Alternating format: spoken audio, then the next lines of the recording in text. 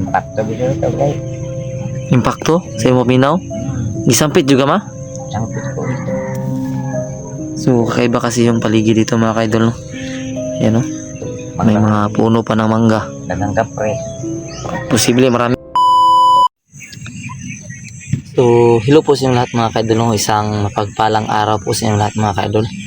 So unang sa lahat po mga kaidol no, nandito po ako ngayon sa bahay ni nanay ngayon mga kaidol no, para po kumustahin si nanay dito mga kaidol kung okay na ba siya mga kaidol no. So sa mga nakapanood po sa video ng kapatid ko no, medyo nagkaproblema si Utol sa paghahanap ng gamot kay nanay mga kaidol no, pero siguro pupuntahan ko maya kung nakauwi na ba si Utol mga kaidol, kung okay na ba siya, kasi takot ako kay Utol no, kasi baka may masamang nangyari na sa kanya no. Pero pupuntahan ko yung bahay nila mamaya mga kaidol, pero ngayon lang ang nais ko lang pong so excuse me muna saglit mga kaidol no, kasi maingay yung motor ng kapitbahay. So ngayon lang mga kaidol no, gusto ko pong i-update si nanay mga kaidol no, at makita nyo rin kung ano yung sitwasyon ni nanay no, kasi nung nakarang araw kasi mga kaidol, pinantahan ko yung magagamot no, at tinanong ko kung ano ba talaga yung gamot na babagay kay nanay no, kung ano ba talaga yung nangyari kay nanay no. Pero masamang balita mga kaidol no, kasi may sinabi sa akin yung magagamot na matanda mga kaidol no, na itong bahay nila nanay ay hindi basta-basta mga kaidol no, kasi may nakatira ditong isang elemento na hindi nakikita ng mga tao mga kaidol no, kaya yun yung dahilan kaya nagkaroon ng sakit si nanay mga kaidol no. At magpapasalamat tayo kasi unti-unti nang gumagaling si nanay, pero gusto ko lang malaman kung ano ba talaga yung nakablaghan dito no, kasi minsan na rin naikwento sa akin ni nanay na may mga kakaibang nangyayari dito sa kanilang bahay no. Yun nga mga kaidol no. So yung dahilan pala ng sakit ni nanay sa kanyang katawan mga kaidol is meron parang may gawa no, may nilalang pala nagmuwa sa kanya para magkaganyan no.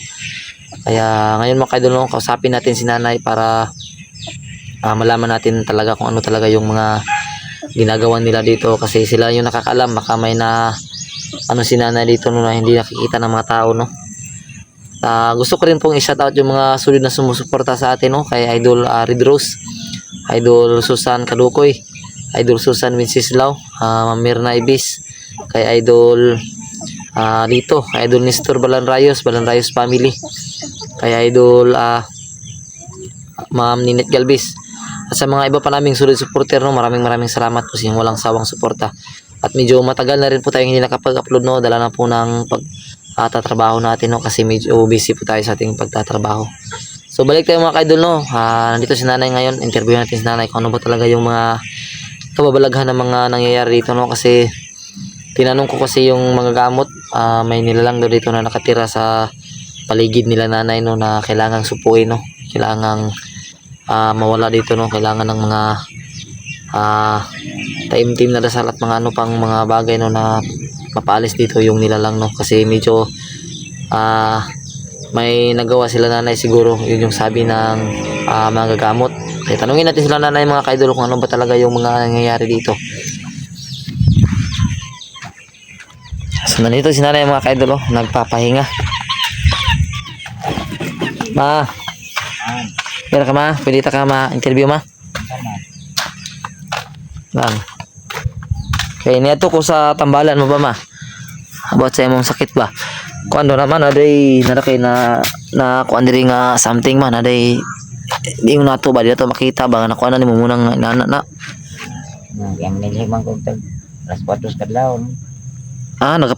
So yun mga kaidol no, sa hindi nakakaintindi yung sinabi ni nanay, alas 4 pa lang ng umaga nagwawalis na siya, kaya siguro na ano niya yung mga nilalang na hindi nakikita man no. Nakatira daw dito sa paligid ngayon ma, sabi nung manggagamot, naroon diri sa kuan lang palibot, pero di lang daw kuan kailangan lang daw diri kuan lang daw maayo ma, para dasalan daw para mawala na rin nga nilalang. So sali katong nakuhintin mo sa mga experience mo dati ma, kung ni matakag sayo ba yung mo nga nakuyawan jud ka. Kaya wala ko kinamay na may masangkit sa tuwag ng girahan. Pakilakasan yung boses ma, paano ma? May mo manangkit sa tuwa. Ah, may nananawag sa'yo. Oh, mga pico alas 4 kadlaw, alas 3. So yung mga ka-idol, no? Nya, sa may isulod na tawa tumakto, yung mo so ka nga nainitingog na isugay tingog ma, murag dako itingog. Mo gani. Yung sa man to ma? Impacto bitaw to kay. Impacto? Sa mo minaw? Gisampit juga ma? Sangkit ko.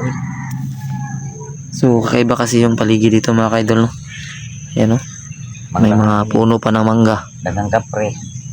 Posible maraming kapre dito na nakaano, no? Kasi kakaiba yung paligid dito. Medyo mabigat yung pakiramdam ko talaga dito kapag pumupunta ako na eh. Pero sa awa ng Diyos, no, gumagaling na yung ano ni nanay mga ka-idol. Pwede ma-video ma o hindi? O kung hindi pwede, okay lang ma. Ikaw, ginagigulan. Masakit pa rin ma? Normal ba eh. Masakit pa rin daw mga ka-idol, no? Tingnan natin.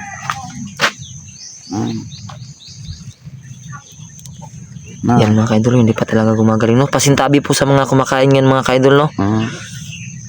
Pero mabuti na lang at nagiging ano na siya man, no? Yung medyo na ano na siya ba? Lol palagi. Parang nagda-dry na siya man, no? Pero masakit pa yung ilalim niya, nay. Kasi ano yan, may sugat pa yan sa ilalim. May kamot man ko na ilalong man eh.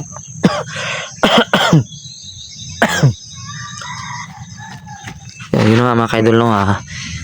Inisita ko si nanay dito kasi natanong ako sa albularyo. Kailangan daw gagawa ko ng alay dito sa paligid, no? Kasi may nilalang daw dito na hindi natin nakikita, no? Si nanay na mismo yung nag-experience. Naman yung mga impacto eh. Hindi na mawala, hindi talaga mawawala yan man, no? Yung mga nilalang na ano natin pero hindi natin nakikita, kaya gumaganti sila ng hindi natin alam. Yun mga ka-idol, no?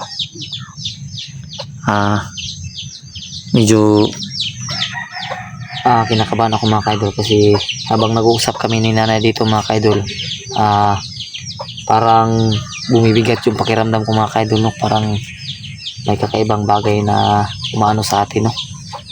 Sus, parang nakakatakot dito.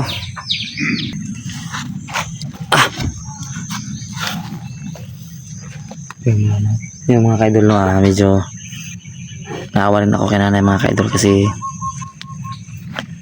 matagal na din itong dinadamdam, no? Tapos hindi pa siya nakakaano ng mga ulam, kakain ng mga masasarap na ulam. Yung ano man, no? Bawal ka pa ng mga matikain na ulam, no? Isda lang kaunan ako. Yung mga isda lang? Bawal kag matikaon nga pagkaon ma? Bawal, manok, bawal. Manok bawal pod. Tayo, no? Unsa pa may gusto ko? Unsa pa may gusto? Pahit lang tag maulian na ka ma. Walang ginamurian ko. Ha? Mapalit kaon nga, parang makaon ako. Mapalit ang makakaon ako. Oh, okay. So makamu kauglam eh. Balag mahalon basta pahit lang tag kanang bisag medya kilo lang gud. Lechon. No. Naman kay kapalit, naman kay kapalit. Makapangita ra nagparaan na kay Wa man may mga yung pira ma nakikita lang natin yan ma, makukuha natin yan sa magdating ng panahon, no? Pero yung pagmamahal sa magulang, paminti yun, ano yun, palagi yun. Pira makikita lang yan, yung buhay natin isa lang, kaya dapat mahalin yung magulang. salamat. Siyempre yung sa pamunday ko nun di ay sa pamunday manggaling no kay ga manggaling man no kay gadto pud si utol ri man no kasusuri pud si mama no. Yan mo kong timaon. Anong ngitam to sa tambal nimo? Pero ang akong ikuan ri mga kung pwede maayo lang sa paninilig og sayo diri ma kay lain gyud ang pamati bugat kay diri ma ayaw og basta-basta diri panilig og kanang kadlaw mi tama kay posible makasilig ka og di maayong espiritu ba kanang mga dingon nato ba. Gibadong gani ko sa albularyo no, dili ko manobra sa pagpandimpyo kay dili ka kakita sa mga impacto. Ay no, mo yung nga ang mga impacto perminti bigyan na mako ano nya, di na to makitaan. Posible gud kuha na nato na sila, mabanggaan ba nato, matamakan ba? Bag-o pag ayon na kong gamot kay nalata kay Dama nasiligan ako. Uwat bagong nayo kay Ay, nasiligan ako. itong natulag nilata to na itong nakasilig ka og ingon nila. Oo. Ingon nila kasilig ka ng kuan Nasili ko. ng jatot. Ito si nanay mga kaidol, no? Binibisita ko palagi si nanay mga kaidol kasi alam natin na may karamdaman siya ngayon, no? Alam niyo naman mga kaidol na noong mga nakaraan hindi ako nakabisita palagi kila nanay kasi medyo mahal talaga ng gasolina mga kaidol, no? Mahal talaga ng gasolina kaya minsan lang ako makabisita. Pero ngayon may sakit si nanay, kahit mahal pa yung gasolina pupuntahan ko talaga kasi alamin natin no, kung gumagaling na ba siya. Dapat igingan sa kuang albularyo ma. Yaman. Kuan daw ma. Mag-ihaw na tagputi nga manok diri ma sa kunoan sa mangga daw ma. Tamang manok. Kuan daw kanang padugo. Ako lang ma, inalaguan ma, ako na bahala ni ma. Mala ka kanalik na ano kay ingon. Okay, nakakuha lagi do ka ba? Nakasilig do ka kanang kuan ba sa ba naka mug nayaban daw ni mug tubig ba? Ngani. Hindi maayong kuan ba? Nya ang katong ingon sa albularyo nga kinahanglan daw kabalo daw mo dasal, kabalo mo to mo dasal si utol man no. Mm. Kanang mga impactum kulurum kana no. So nandun din si tatay mga kaidol, may nararamdaman din si tatay. Oh. Kaya na pa? Ha? Kalma lang. Pati si tatay mga kaidol no, nahihirapang huminga no. Kaya kanilang ginikanan. Naawa. Ito. Naawa talaga ako sa kanila mga kaidol kasi pare-pareha silang may sakit. Silang dalawa ni nanay at tatay. May mga sakit na tapos hindi pa namin sila araw-araw na mapupuntahan kasi dala lang may mga pamilya na rin kami. Pero at least man lang kahit sa isang linggo no mapunta namin si nanay 3 beses, 2 beses. Kasama yung sawat anak ko kasi natutuwa si nanay pag nandito si Liam. Hindi na po kamaling naman no, kaya wala namang gitar rin man no, naputol man ang kuano, naguba naman tong gitar no. Hindi ka rin kung kaya kong lawan pa din. Sakit mo kaya na. Bulan na ba ma? Bulan na? Kapimbulan na eh. Bulan ng kapim. Pila ka bulan? Kapimbulan na. Ito pa, kinanglan yun na siya ma. Sige lang ma kay kung di ko na sa maayo sa atong buhaton, ipasikap ta na. No? Ang buwan Nagipod no? Brato raman na. Na may mga pre nga kuan. Plato nga. Sikat public. Bayad ka. Pick up. Labi na private. 450 na yun. Lagi po, mahal juga yung mga private eh. Mahal na lang atong saligan. Mahal juga yung mga private, mga idol kay Igora check up, pangutanon na ka. Tatanungin ka lang ano yung nararamdaman mo.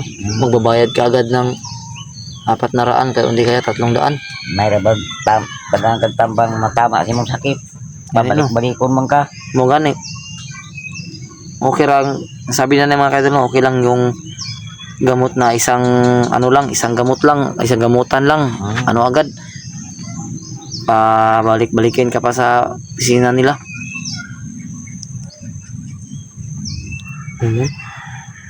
May kurtahan ta kay o kita magbalik-balik. Good. Inyong amahan o na trabaho. Inyong inahan o na po yung trabaho. Hindi diri nga side man no, murag na jud kuan man no. Ayun. Nabugom eh. Kung yan ang gininduduyang gede. Ikaw Reza tabugon? Nabugom na eh. Magkurat magani ko. Kung ikaw Reza ma? Matamang ko kay. Kusog man tabiyog. Tabigor kalit.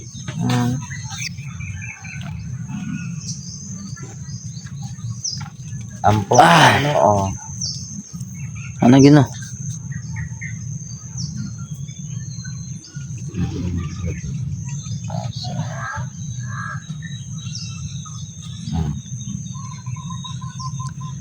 Pero napamang ka may bugas na makaon ma. Hmm? Apay gamay, mayo nadugahon. Ilan?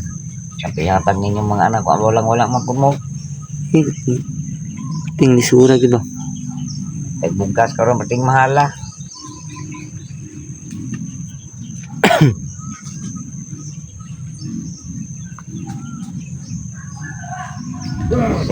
Taising ko ang kilo. Ah, mahal ang bugas man, no? Ang sako tag 3.5 ang 20 kilos. Pila ma? 3.5. Hila. Ano po daw? Ang gini magara-gara diri man, no? Sulod ng kurta ma? Alis dili sa ko. Nilabot beda ko ilaw man ang duyan naman ko. Sulod. Sulod tama. Igang taas. Sulod tama. Igang taas lagi. Tara.